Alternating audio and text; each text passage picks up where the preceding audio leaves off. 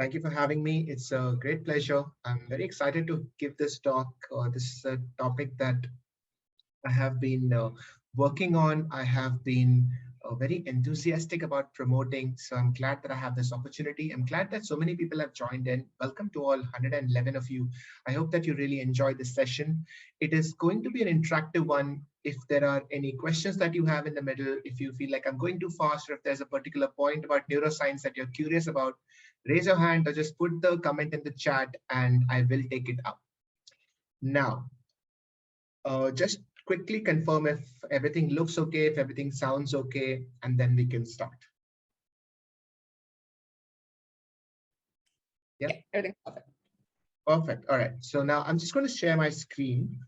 I'll be sharing my screen from my iPad. So I hope that that works. And yep, there you go. Can everyone see it? Okay. Perfect. All right, guys. Welcome everyone to the talk. We are going to talk about neuroscience of well-being. And this is a topic which I assume is going to be close to everyone's heart, because who doesn't want to know about themselves? Who doesn't want to know about their own well-being and about happiness? How to be happy is a question that has popped into our minds multiple times. And today we are going to take a deep dive into that question. But before we talk about happiness, I want to start off at a much, much simpler level. I want to start off with this question. How are you? Such a simple question. It's a question that we ask each other all the time. We ask each other in the hallways, in our offices. We ask each other on the phone, over text, how are you? And the answer is also very simple. I'm fine. I'm okay. I'm doing good. In keeping with that tradition, today, right now, I want to ask each and every one of you, all 125 of you, how are you? And before you instinctively answer, I want you to take a moment. I want you to take a step back. Think about how are you? How are you doing? How are you feeling? And once you spend 2, 3, 5 seconds thinking about it, I want you to take another step back. And I want you to think about all the things that popped into your mind when you were thinking about this question. What came to your mind when I asked you, how are you? Maybe some of you thought about how are you physically? How are you feeling in your body? Maybe some of you have some small back pain from sitting at home in the office chair all day. Maybe some of you are stressed out because of work. Maybe there's a project that you have to give tomorrow to the boss, and that boss's email is in your mail right now asking, where is that project? Maybe some of you had a fight with a friend or a partner. Maybe some of you are doing very well. You're extremely happy. You may have gone for a first date yesterday, maybe the first date after the pandemic. And maybe some of you are going through some mental health problems. Maybe some of you are going through therapy. All of these things may have popped into your head when you really started thinking about how are you? So when I said that it's such a simple question, it turns out maybe not. It's not so simple, because a simple question should have a simple answer, isn't it? I'm here to tell you that it is a simple question. The only thing is that to find that simple answer, you need to know something about yourself. You need to know about your brain. And that's where I come in. So today we are going to talk about neuroscience, and we're going to talk about why it is a simple answer to this question of how are you? What is neuroscience? Neuroscience is the brain learning about itself. Neuroscience is the hardware on top of which the software of you is built. Neuroscience is the core building blocks because of which you and I are sitting here and we are having this conversation. Everything is neuroscience and neuroscience is everything. And you may not believe me now, but at the end of this talk, you may see what I mean. So I want you to get settled in. I want you to relax. I want you to be comfortable wherever you are, whether you're in a couch, whether you're in your chair, whether you're in bed. I want you to be comfortable. Don't try to take notes or anything, or if that's your jam, go ahead, take notes. This is a class, but it's a class about you. So unlike any other class you've ever attended, I'm going to be talking about you and why are you the way you are. How much do you know about your brain? I'll start off with, this is what the brain is shaped like. Now, when you talk of the brain is divided into something called as lobes. The idea of lobes is that the brain is divided into these arbitrary sections. Each section has a particular job to play, has a particular role to play. The main four lobes of the brain are the frontal lobe, which is at the front of the brain. And this is where all your calculation, your logic, your reasoning, all of this is happening at the frontal lobe. Right behind the frontal lobe is an area called as the parietal lobe. This is where your three-dimensional structures are maintained. This is the map finding area of the brain. So when you tell me that you are in a room, there's a fan above you, there's a floor below you, your parietal lobe is what knows all of this. At the back of the brain is the occipital lobe. This is the part of the brain that helps you to see things. And at the bottom is the temporal lobe. The temporal lobe is what helps you remember things, that helps you feel emotions, and also helps you to hear. So this is the rough outline of the brain. And all these different areas come together to give you the experience of being you. Now, this brain didn't just come up directly. Throughout time, through the last 2 billion years, our brain has been constantly evolving to become the way it is right now. And the way it has evolved is from down to up. So the earliest organisms had a brain which was just this much. And then the organisms developed till here, and then here, and then here, and then today we are at this level. So at every stage of evolution, more and more of the brain kept getting added on top. I see somebody in the chat has already attended some lectures of mine because they know that the most evolved part of the brain is called as the PFC, which is the prefrontal cortex. And that is my favorite part of the brain because that is what makes us human. That is what gives us all our logic and our reasoning. We will get to that. We will get to the prefrontal cortex. But when we talk of evolution, the important reason why we have to talk about evolution is that all the things that you feel right now, when you feel angry, when you feel sad, when you feel hurt, all of those emotions didn't come up just today or 10,000 years ago or even 1 million years ago. The fundamentals of those emotions were actually laid many, many millions of years back when we talk of the primitive brain or the reptilian brain.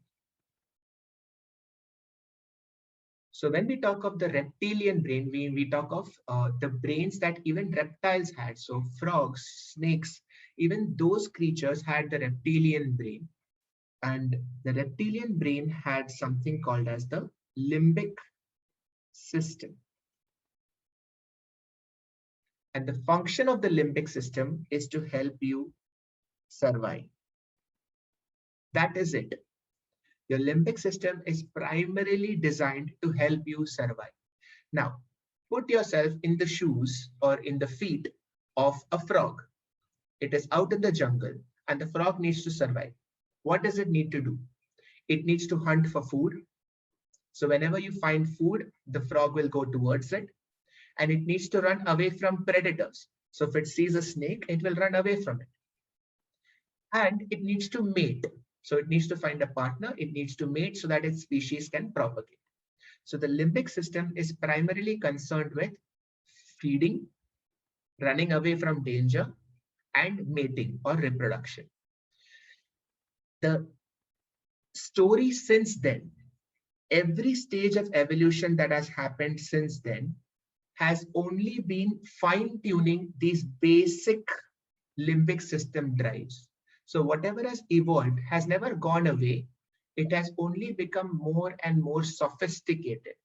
So today, when we talk of ourselves as evolved creatures with prefrontal cortex, that doesn't mean that we don't want to eat. That doesn't mean that we don't run away from danger. That doesn't mean that we don't want to reproduce. The only thing is that because of all these years of evolution, we now have sophisticated means of doing those things. Are you with me so far? If you can give a thumbs up or a high five. All right, Tina, love how you're drawing it, like to explain. Thank you, Tina. This is my favorite part. Drawing is my favorite part of teaching. Rajat, Ayush, Ishna with you so far. Yashi, yes, doc. Loving the session. Awesome, awesome, awesome, guys. Cool. Evolution in a nutshell. All right. This is actually a 1 hour workshop of just evolution, but I've given it to you in 2 minutes. So far, so good. Now, let's talk of the survival game. So suppose if you are Mother Nature, okay, imagine, or if you are God, and you have to design a system where creatures survive. Basically, you've done all this hard work, you have spent all this energy creating these animals, but they just keep dying all over the place. Nobody survives. What's the point? So you need to come up with a system that will ensure that those creatures at least want to survive. So what you do is you create a carrot and stick formula. You say that if you do some things, I will make you feel very, very good. And if you do some things, I will make you feel very, very bad. So if you do some things, I will give you a lot of pleasure. And if you do some things, I will give you a lot of pain. And that is a way of training the organisms to go towards some things and to go away from some things. So again, if you are a rabbit in the jungle, you want to go towards a bright fruit hanging in the garden because you know it's high calories, you want to go and eat it. But you want to go away from the dark. You don't want to go into a dark cave because who knows what dangers might be there. Even today, when you go to a market, you will notice that your eyes are immediately drawn to bright colored objects, bright red, bright green, bright yellow, which is why a lot of advertisements, food companies use these colors of red and yellow to highlight their food. There's a reason why McDonald's is red and yellow, KFC is red and yellow, Swiggy uses red. So all of these marketing, especially related to food brands, use red and yellow because it is primarily trained in our brain to look for those things. Whereas the reason that all children are afraid of the dark is because of that primitive impulse of let's stay away from the dark. We don't know what is there. So this balance, the seesaw of pleasure and fear or pleasure and pain has been what has been driving evolution towards the state that we are in. And it is still not different. We are still not done with evolving. We are still very much part of that chain of evolution. So think of it like a seesaw. And I'll put some random object in front of you. How do you know whether you like it or not? It is the seesaw that decides. If there is more fear than pleasure, you will go away. If there is more pleasure than fear, you will go towards. If it is ambivalent, then you are neutral. Right? This is the thing that all marketing strategists are trying to figure out. This is what Tinder is trying to figure out. This is what Swiggy is trying to figure out. What makes you swipe right? What makes you swipe left? What makes you click the buy button? What makes you click add to cart? Everything is decided by fear and pleasure. This is the survival game. Now, it is time for us to take it one step further. When I say fear or when I say pleasure, what do I mean? Pleasure is modulated by a hormone called as dopamine. How many of you have heard about dopamine?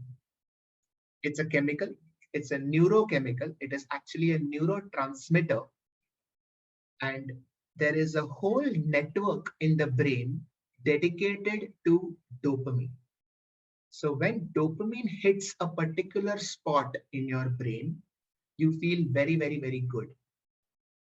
In fact, when dopamine hits that spot again and again, you get what is called as addiction.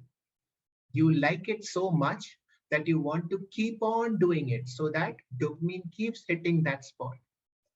For those of you, for the nerds here who really want to know, that spot is called as nucleus accumbens, and it is in the depth of the limbic system, nucleus accumbens.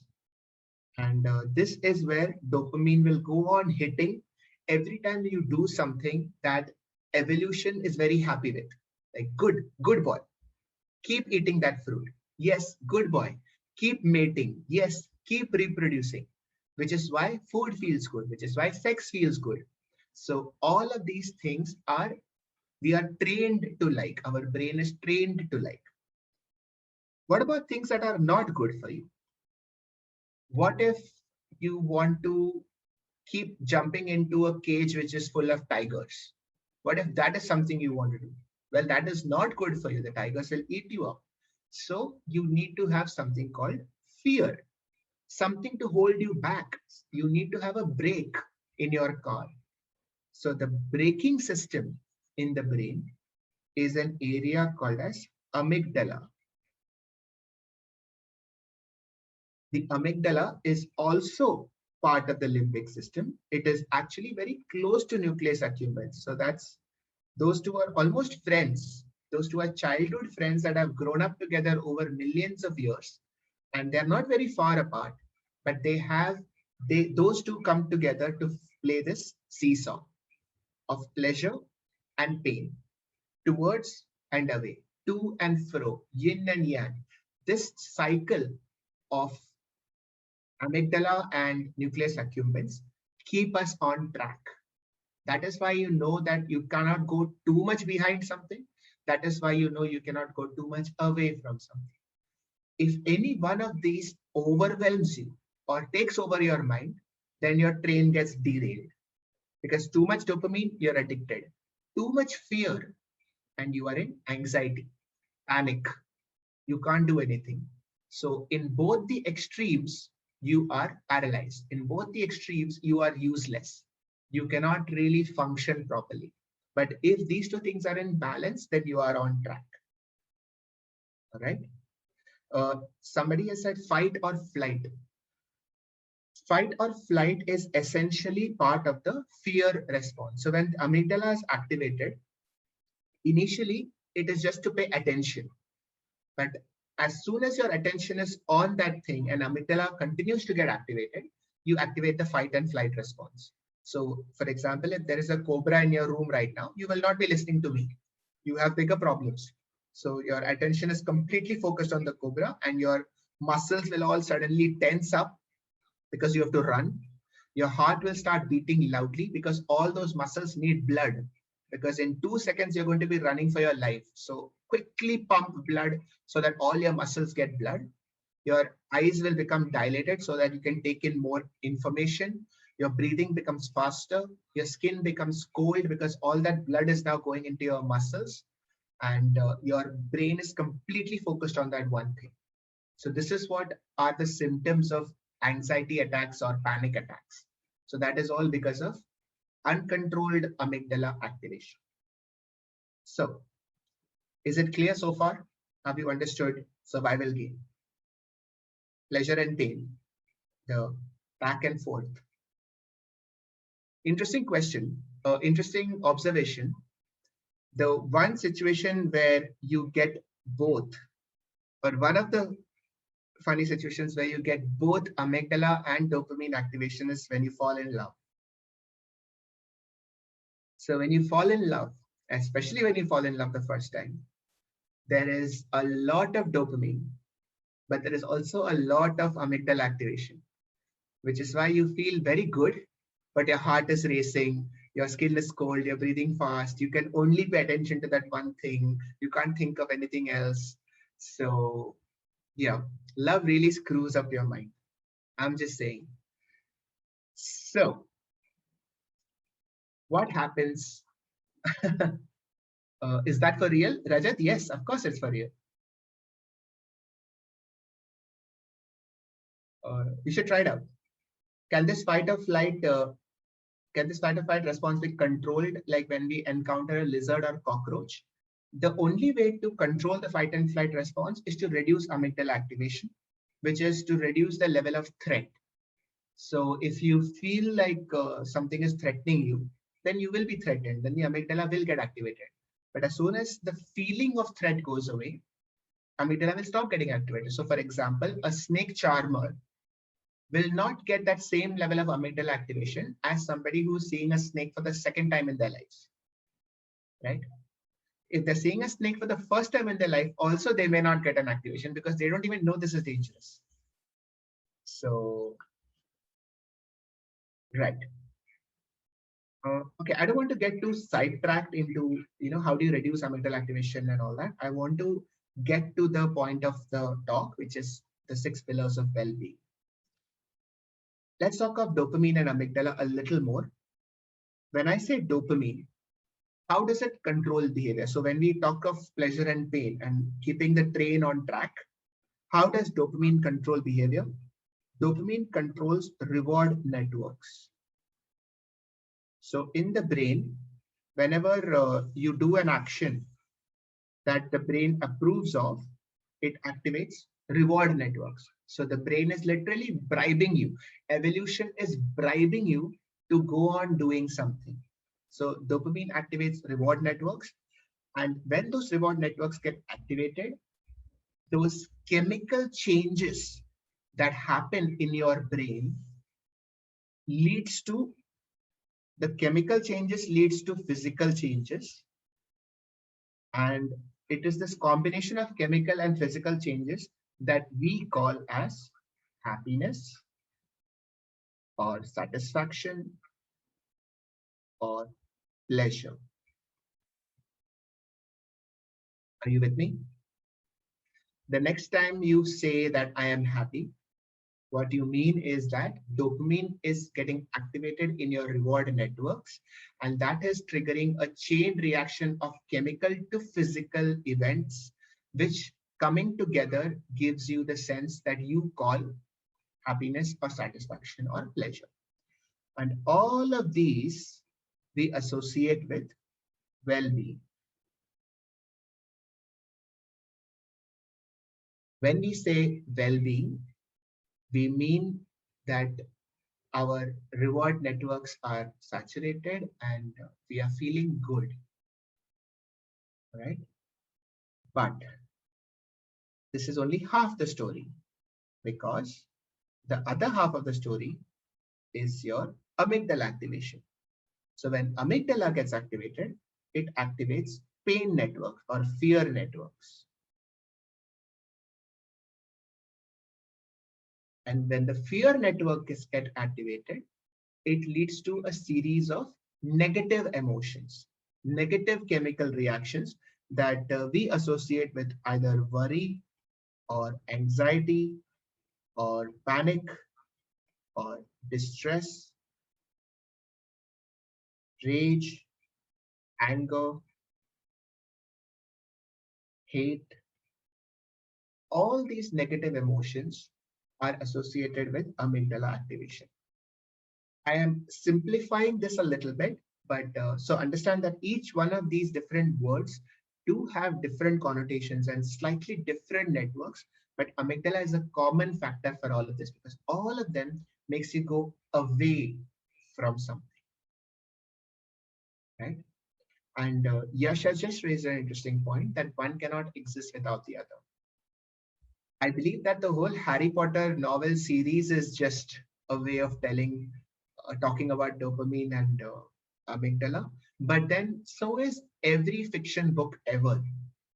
Every story that says love conquers hate basically talks about how love and hate, dopamine and amygdala, kind of need each other. So, love conquering hate is a very simplistic term, but love cannot exist without hate, and hate cannot exist without love. You need to have both. You need to go away and you need to go towards. Only going towards is addiction. So, you cannot have one without the other, right? Now, there can be another workshop, I believe, on just how to avoid anxiety networks, just how to avoid unnecessary amygdala activation. But today, our topic is much more happier. We are going to talk about dopamine networks in greater detail because we want to talk about well-being. And all of this was to give you a background understanding of when we say well-being, what does it mean? What are we talking about when we say well-being? All right. Any questions so far? Aganapati has asked what happens when you are neutral, when something happens and you're neither happy nor sad, which is most things. Most things are just happening around us. The fan is circling above my head. And when I pay my attention towards it, I'm neither happy nor sad. But as soon as it starts to creak, I'm suddenly very sad or I'm suddenly very afraid, right? Or if the current is gone for 2 hours and then suddenly the current comes back and the fan starts, I am very happy. So when something happens and you're neutral, that is a consequence of the circumstances. It depends on how are you feeling just before this. And this is one of the most important things for you to realize about emotions, that no emotion can be taken in isolation. No incident can be taken in isolation. Everything is relative. If you were sadder before, then you are happier. But if you are happier before, then you are sadder because it is a seesaw. This diagram will explain your emotions because it depends on where are you coming from. If you had 10,000 rupees, then losing 1,000 rupees, or if you have 10,000 rupees and gaining 1,000 will be different from when if you have 10 rupees and gaining 1,000. Everything is relative. 3-4 people have asked me about serotonin. So I didn't want to get into serotonin so early, but we will get to it. All right. I'll talk about serotonin in a bit. Serotonin is very closely linked to dopamine.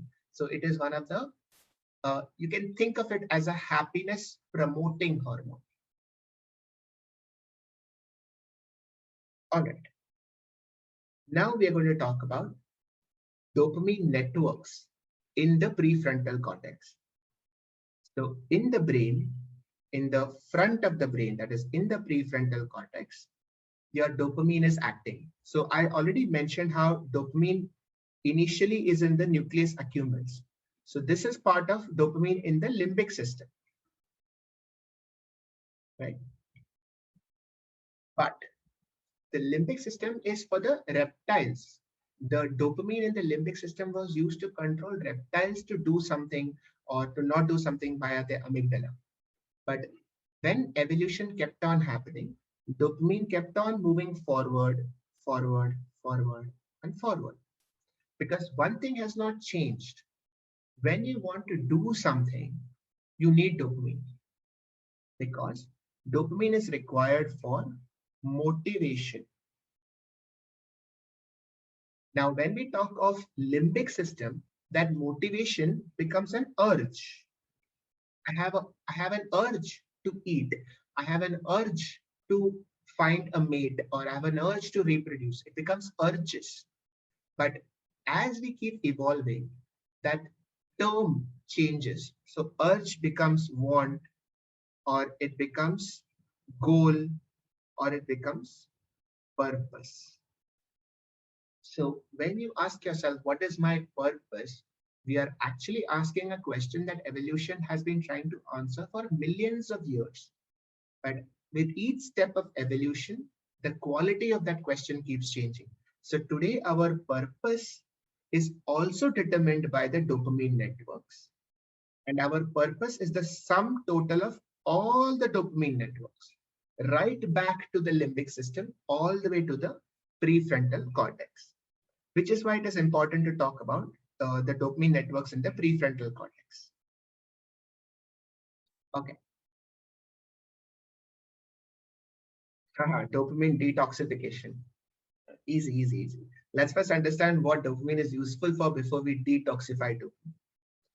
Now, the basic principles of motivation or purpose is, why do you want to do whatever you want to do? So what do you want to do right now? After this lecture is over, what do you want to do? Do you feel like talking to a friend? Do you feel like going for dinner? Do you feel like meeting somebody? Whatever it is that you want to do, dopamine is responsible for that. When you say that I want to do something, we are actually talking about a series of things. And in that respect, maybe this triangle is familiar to you. Tell me if you recognize this. It's a triangle of all the needs that a person may feel, starting from physiological, safety needs, belonging and love needs, esteem needs, and self-actualization.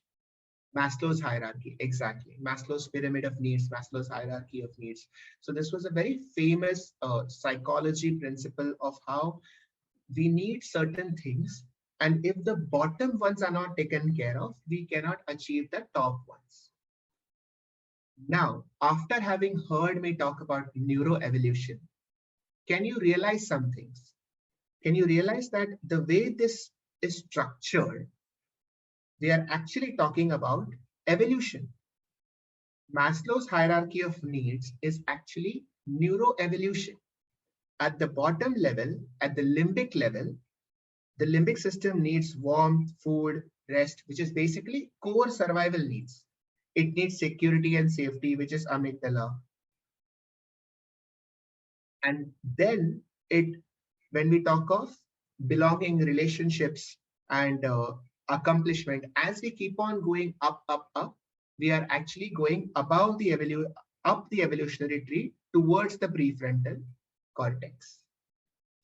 So in the prefrontal cortex, now, the drawback of the Maslow's pyramid is that it assumes that human beings are linear people.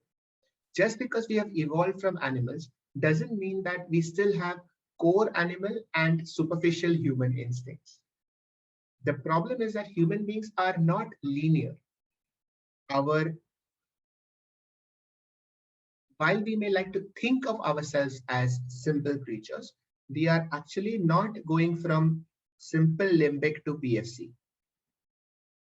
It is more like we are both limbic and PFC at the same time. We want both. We want self-actualization. We want to know who we are, why we are, what is my purpose, what is my goal in life, what is God, is there a higher reason for our existence? While at the same time, still wanting food, while still wanting sex, we still want everything. We want everything that our PFC has to offer. We want everything that our limbic has to offer. And that is the complexity and the beauty of being a human being. And that is what brings me to well-being. When I started thinking about well-being, I started thinking about it in terms of a linear way. That what does dopamine want? Where are all the networks of dopamine leading you to? And let's just tick them off. And if the basics are covered, then everything else will fall into place. I now realize that human beings, the brain is not structured like that. It is not a unidirectional conversation, because in the brain, the conversation goes both below upwards and upward down and side to side and round and round. Every loop has a feedback loop. Every loop has a counter loop. Every loop circles around. There are 15 parallel loops that are interacting with each other. So we cannot just draw one single straight line and say limbic ko theek karo, fir PFC ko theek karo, and then you are done. It doesn't work like that. You need to understand that there are multiple things going on in your brain. It's a 360 degree, absolutely, right? Vanshi, the session is one of the most interesting ones I've ever attended. Thank you so much. I really appreciate that. Who doesn't love validation, right? And the reason we love validation is dopamine. So, how do we understand the 6 pillars of well-being? And I'm going to be frank here. The 6 pillars of well-being is something that I have conceptualized based on whatever I have read about neuroscience. There are multiple ways of looking at this, but I believe this can give you a base, like a foundation to then expand in the way that you may feel appropriate for yourself. But this is what I believe are the 6 pillars of well-being. First is physical. Physical well-being starts and ends with your body, and the body and the brain are part of each other. So when we say that you need to have well-being, physical well-being becomes inherently a part of it. Now, when I first started thinking about well-being, I thought of it as physical well-being and mental well-being.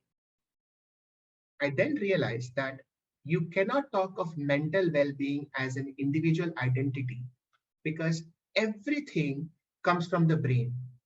So everything is mental well-being. All of these things put together becomes mental well-being. So we are not going to use the term mental well-being or mental health. Mental health, I believe, is an misunderstood word or an overused word. We need to go a little deeper than just saying mental well-being or mental health. What are the other pillars that determine your well-being?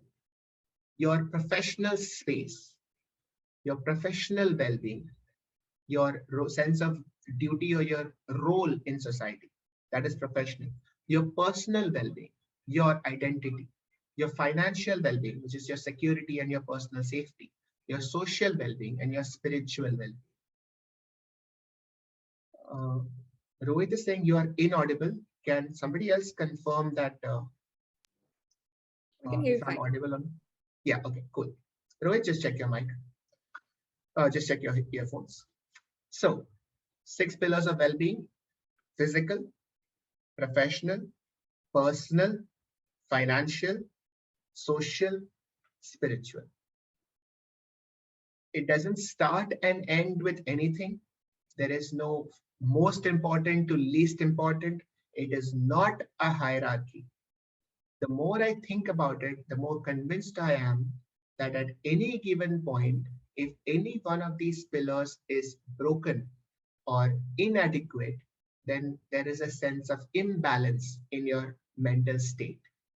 So let's go a little deeper into what these pillars represent. Physical well-being. When you say physical well-being, this is you. I know my drawing skills are immaculate.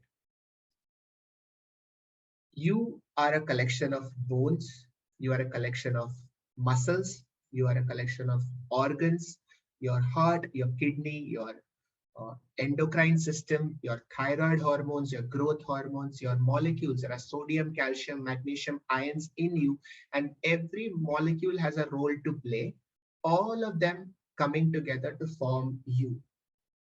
Every single neuron in your brain is talking to each other. There are more than 1 billion neurons talking to each other over something called a synapses. A synapse is when two neurons connect.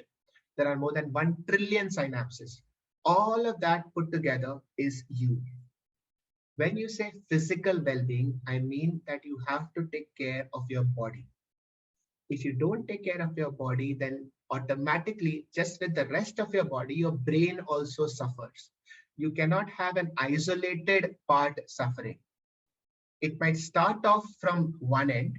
Your kidney might start to fail, but ask any doctor and they will tell you that in the long term, any single organ failure ultimately leads to something called as MOD or multi-organ dysfunction. Eventually, the whole system collapses. So when your body starts to get unhealthy, your brain being part of that body also becomes unhealthy, and your mind, which is an extension of your brain, also becomes unhealthy. So physical unhealth or physical sickness leads to mental sickness. It also works the other way. Your brain being part of the body, if your brain is not working well, if you're under stress, then that has an inverse relation with your body. So the more stressed out you are, the more inflammatory markers there are in your body. And now there is proof that depression is not just a state of mind. It is actually a neuroinflammatory condition. Inflammation in your brain actually leads to depression, or depression leads to inflammation that can lead to actual physical body aches and joint pains. So what I'm saying here is that there is a mind body connection. And if you are serious about going down this journey of well-being, start with your body. It doesn't end there, but it should start there. All right. I'm not going to go too deep into this, but if I had time, the points that I would want to talk about is the importance of sleep, the importance of diet, which is what to eat and what to avoid, and the role of stress on your physical health, and the role of exercise. These are 4 points that I find myself talking almost every day to my patients who come with migraine or body aches or back aches. And I find that if you take care of these 4 things, a lot of problems get resolved even before we start going on to medication. So medication should be a separate topic altogether. But until and unless you sort out these 4 factors, your physical well-being doesn't get sorted. All right, are you with me so far? We shall go on to the next one, professional well-being. Now, here I'm going to draw the brain again. And I'm going to introduce you to certain areas within the prefrontal cortex. So this is the prefrontal cortex. It's not enough to just say that prefrontal cortex decides all your logic and reasoning. Within the prefrontal cortex, there are separate areas that have smaller micro functions. So the most important areas that I want you to know, at the front of the brain, which is at the tip. So when you poke the center of your forehead, there is an area called as frontopolar, which is the pole, right? So the frontopolar area is the part of the brain that is responsible for future planning. So the next time you go for an HR interview and somebody asks you, hey, where do you see yourself in 5 years? It is your frontopolar area that is responsible for that. Right behind that is an area called as, let's call it the V area. The full form is ventromedial prefrontal cortex, but the V area, this is the part that is responsible for valuing things. How much do you value something? So if I were to ask you that, hey, I can give you an iPhone 12, do you want it? Something in your brain goes, yes, I would want an iPhone 12, or nah, kya karo iPhone 12 ke saath? And different people will say different things. So how much do you value something is determined by this area. And this is also one of the main areas where serotonin plays a role. So since somebody had asked about serotonin, this is where serotonin comes in. Serotonin helps you keep a balance of things. Dopamine will say, go for it, go for it. Dopamine wants everything. Dopamine is a greedy bugger. It wants everything it can see. Serotonin says, wait, think about it. Do you really want it? Take a step back, soch le thoda. So dopamine, serotonin is dopamine ka sensible friend. Serotonin does not want to kill dopamine's vibe. Like, khush rahe, but thoda soch samajh ke, right? So dopamine's parents are very happy that dopamine has serotonin as a friend. If serotonin goes down, then it is a problem.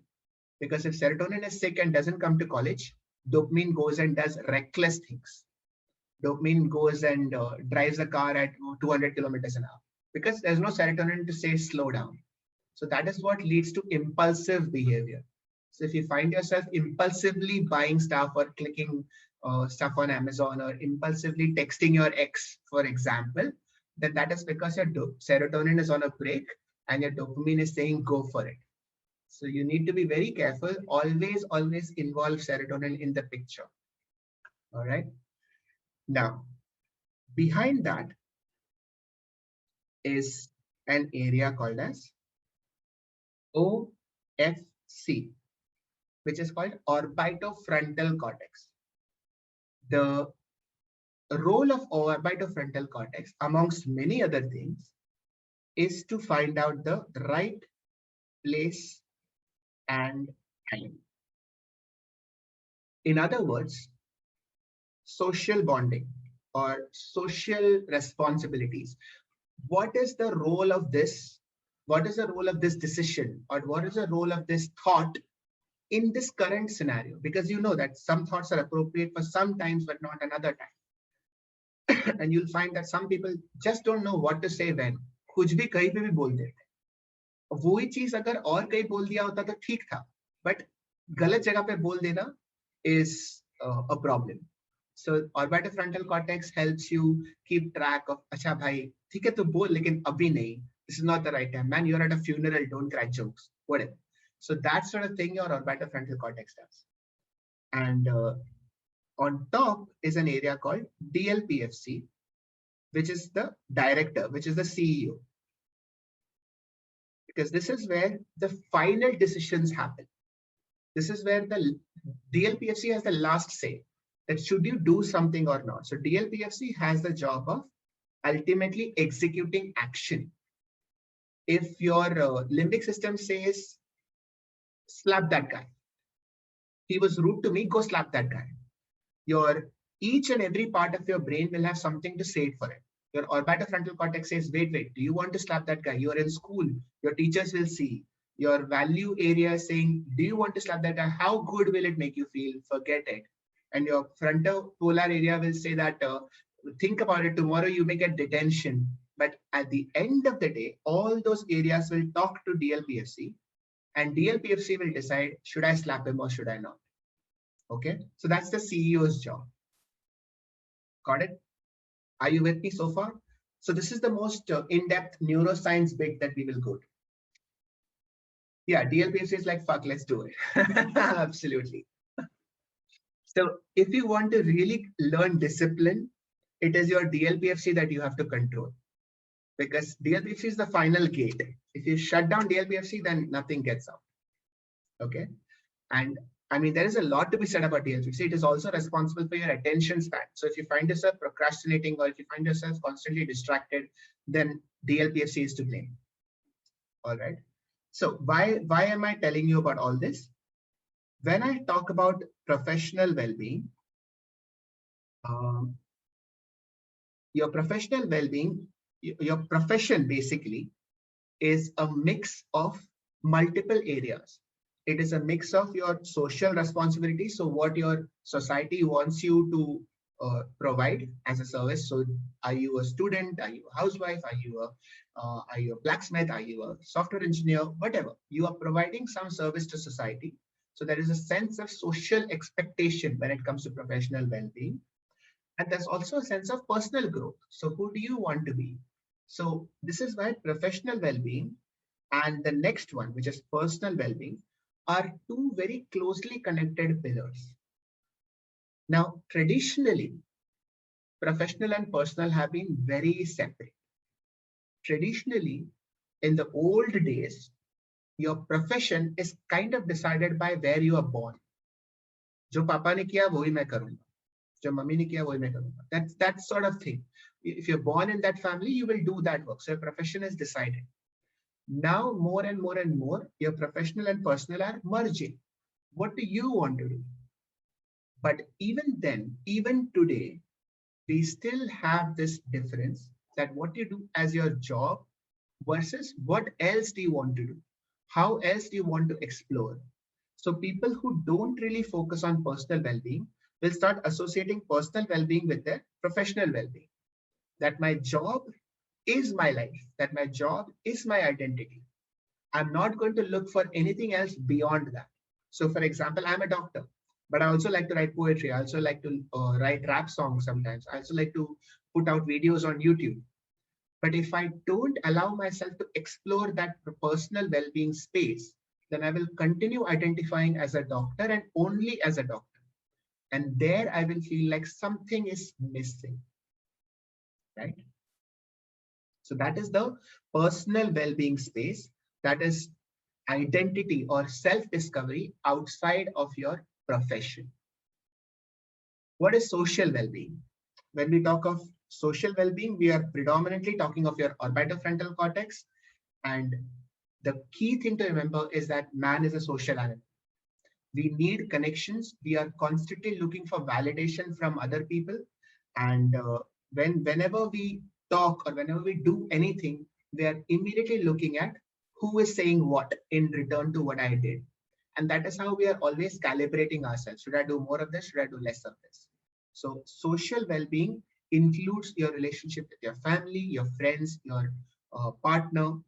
All of that is part of social well-being. And if this pillar is missing, then you will always have that sense of anxiety.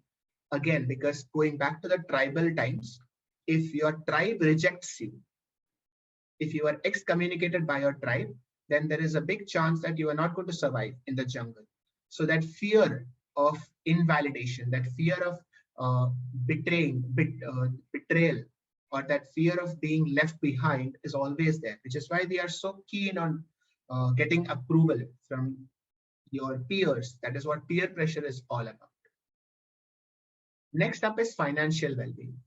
Now, this is fundamentally about safety. When we say finance, we need to talk about what finance represents or what money represents, which is security. The idea that we will always have something, we will always have enough to provide for ourselves. So financial security at one point simply meant access to food and access to water, access to shelter. So having a farm or having a house itself was that. But today, money is the placeholder. Money is the representative of that whole spectrum. If you have money, you can buy food, you can buy clothing, you can buy shelter. They say money cannot buy everything. That is true. Money can only buy you one thing, which is financial well-being. For professional well-being, personal well-being, social well-being, physical well-being, everything else, you need to work on that separately. And finally, we have spiritual well-being. Now, spiritual well-being is a personal thing. When we say spiritual, we immediately associate with God and religion. I believe that we have got it the other way around. Spirituality came first. When the early man looked up at the sky and wondered, who am I and why am I here? Their primitive brain required an answer. Because think about this. There is nothing more scary than not knowing why something is happening. Not knowing why is the biggest trigger to your amygdala. So if you look at somebody and they're walking and that person has a heart attack and dies, if you don't know what a heart attack is, it will scare the crap out of you. If you see somebody getting hit by lightning and you don't know what lightning is, you will be terrified. You will not be able to get up the next day. So the primitive man required a reason to explain all these phenomena around. And I believe that that is what led to the concept of God. But that doesn't negate the spiritual aspect, which is we still need to know why. So if you think of God as a placeholder for all the things that we do not understand about the universe, then we will have a much more sensible understanding of what God is. That journey is not over. We still don't know why we are here. We still don't know what is the grand purpose or if there is a grand purpose. But what does happen is, and this is specifically for human beings and not a problem that other animals face because they don't have an evolved PFC. We need to know why. And not knowing why leads to something called as an existential crisis. I don't know how many of you have had this. I have definitely had it because I was brought up very religious. Then I became an atheist. And then I started reading a lot of neuroscience and science in general and a lot of religious texts. And I went through an existential crisis. And now I have kind of found my own peace with it. But that is again a topic for another day. But this is a question that everybody's mind will raise at some point. So be prepared for it. Spiritual well-being is important, and the the key thing here is that all all six pillars have certain things in common.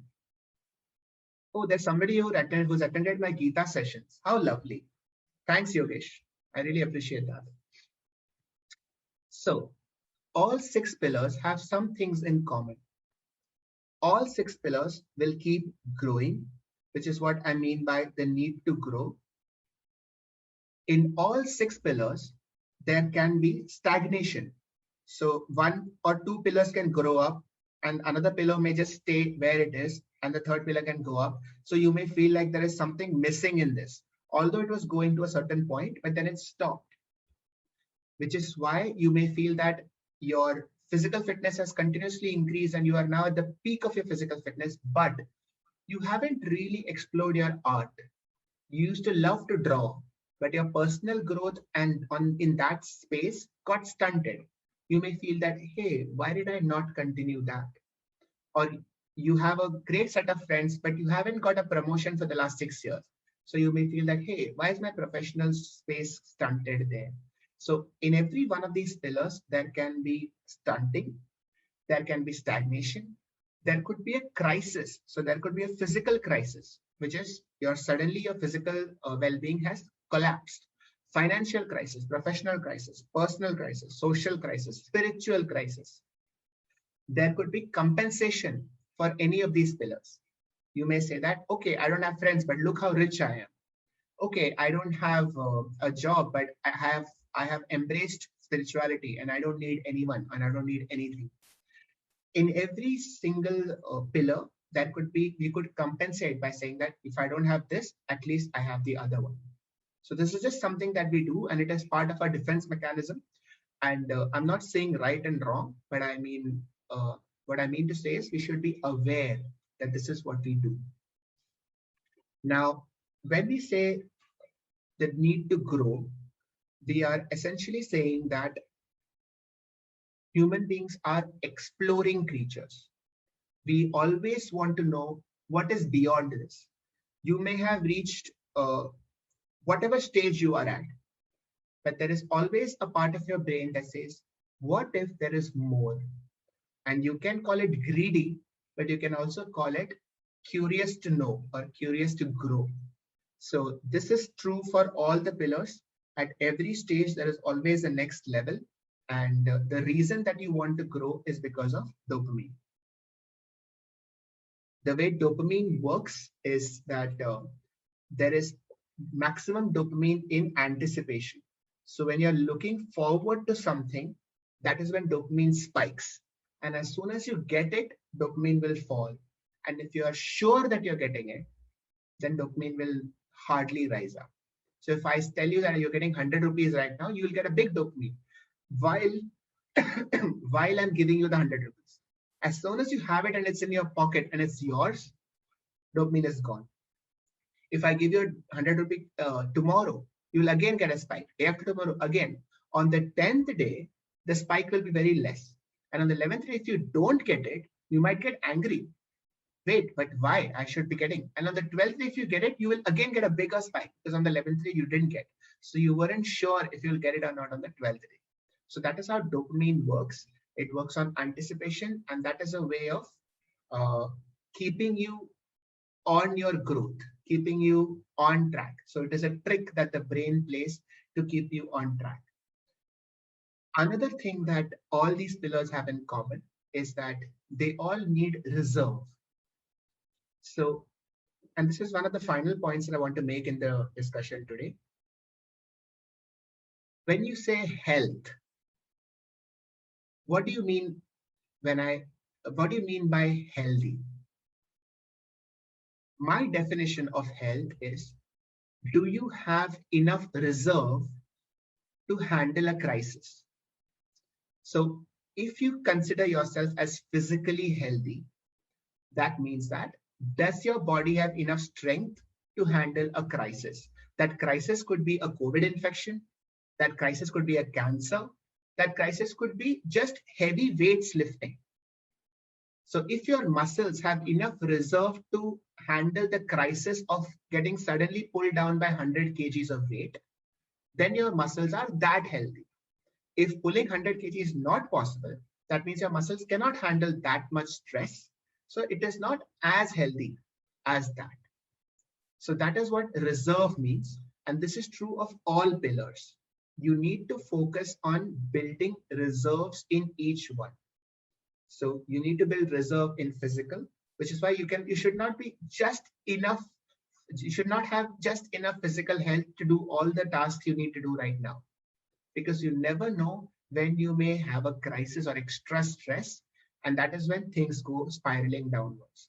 Similarly, in professional, in personal, in spiritual, social, and financial, have enough reserve. How do we do this? When we talk of happiness, this is a line that I thought I should share with you. The way that the brain progresses is by constantly fluctuating between boredom and frustration. So whenever we try something new, it's very exciting. There is dopamine spikes and you're feeling happy. As soon as you get used to it, you are bored. Suppose you try for something and you don't get it, and you are continuously not getting it, you're frustrated. So you don't do it. This is exactly the flow state. Absolutely.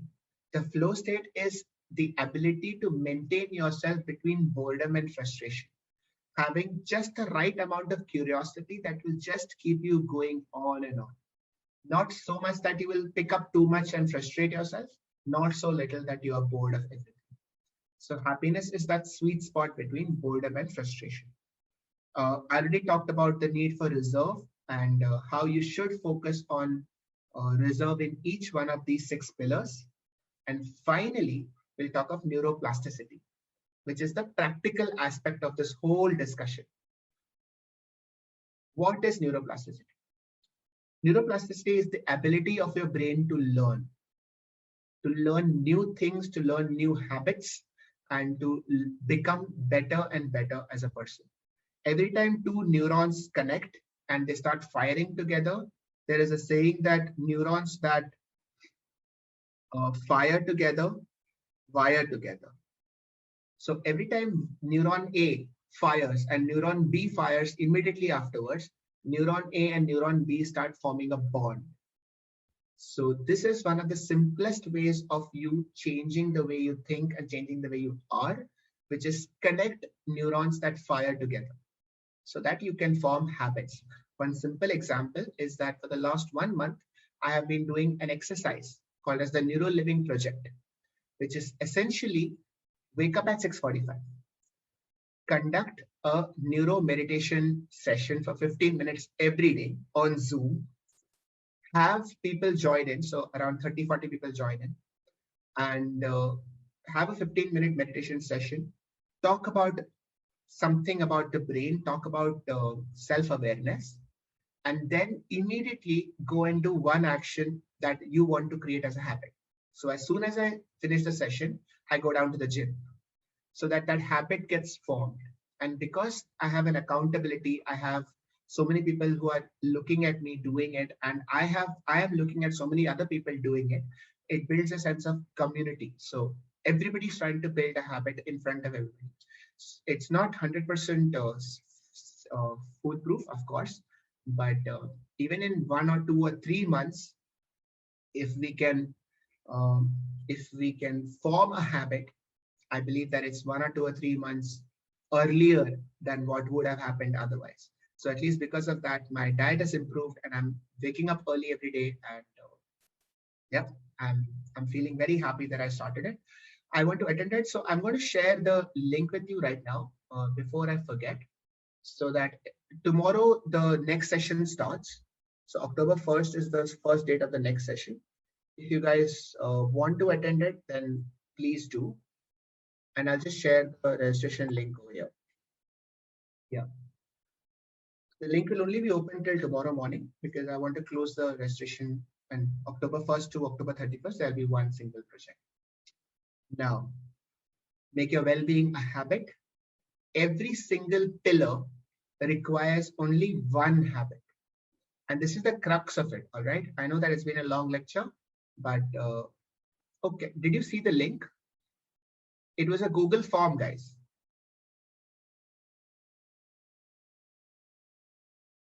Oh, all right. Okay, hold on. That you just share it with inside the. I've reshared it with them. Sorry. Yeah. Okay. No. Sorry. Yeah, there you go. So that's the link to register, and please do. Now, the crux of it is that every single pillar requires one habit.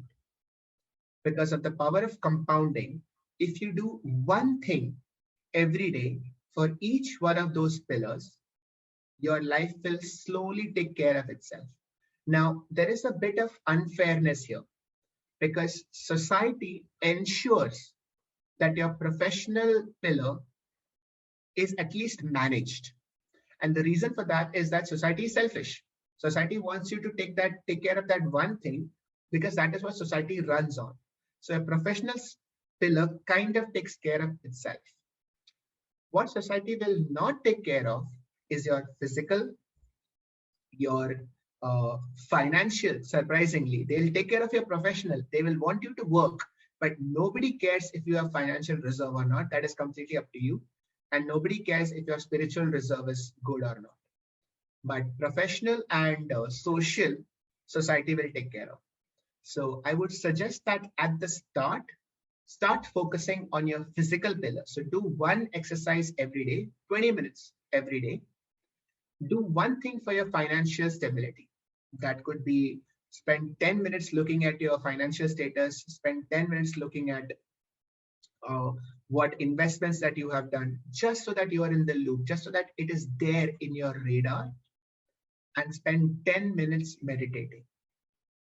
There is the road to spiritual stability or spiritual reserve is very long, and it is not possible to talk about the whole thing right now, but I would suggest that you just start meditating for 10 minutes every day, and things will slowly start clicking into place.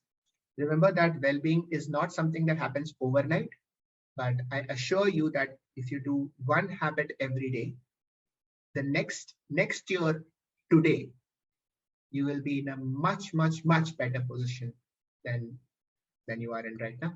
And that's the hope. So I already talked to you about Neuro Living Project. I hope that I will see some of you over there. I'm looking forward to having these conversations over the next 1 month. And yeah, so these are my social media handles. I have a YouTube channel where I talk about neuroscience, about mental health, and a lot of other things. So if you're interested, then please subscribe to that. And do follow me on Instagram and on Twitter. You can DM me over there if you have any questions, and I would love to hear from you. Thank you.